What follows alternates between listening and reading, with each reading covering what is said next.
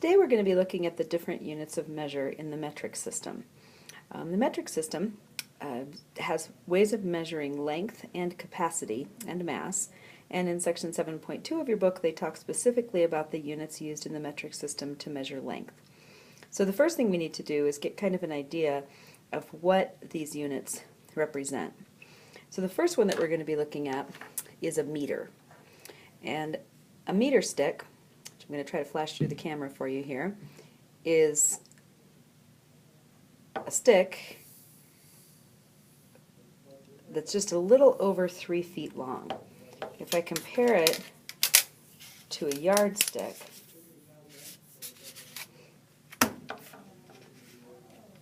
you'll see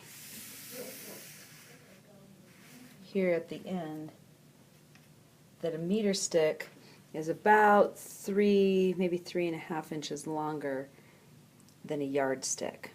So we're going to use the yardstick as kind of our approximation of how long a meter is. And a meter is the base unit that is used to measure length in the metric system. So unlike the U.S. customary system, where other than yards we have feet and inches and miles, and these units don't seem to have any relationship to one another, units in the metric system are all related through powers of 10. So this base unit, 1 meter, if you have 10 meters, that makes a decameter, 100 meters a hectometer, and 1,000 meters a kilometer, otherwise known as a kilometer. We're going to be focusing primarily on the kilometer, meter, centimeter, and millimeter, as those are the units most commonly used. So if a kilometer is equal to 1,000 meter sticks put end to end, that would end up being a distance of approximately 2/3 of a mile. Now to remember the smaller units, looking at a centimeter is 1/100th of a meter stick, or just the piece here from the 50 to the 51.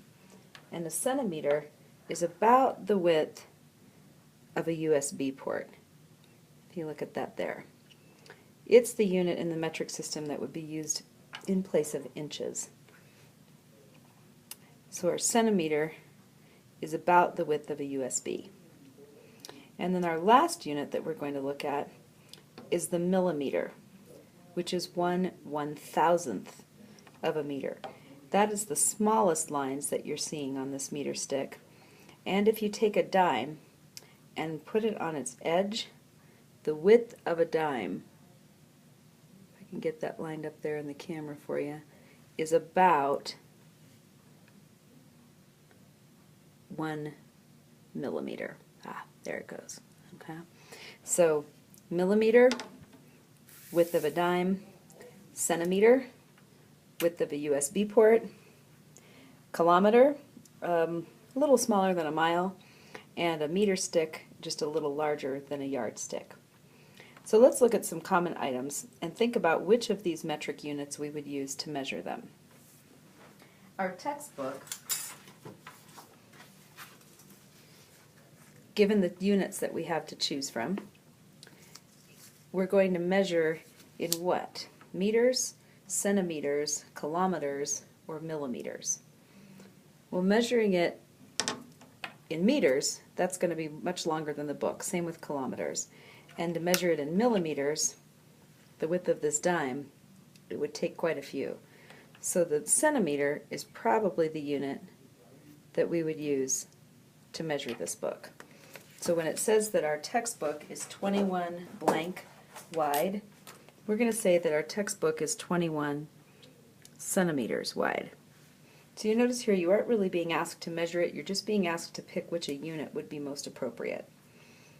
If Farzan is driving to work and he's taking a car to do it, 24 kilometers, abbreviated km, is probably the most appropriate unit to determine his drive to work, since 24 meters would only be about the length of our classroom.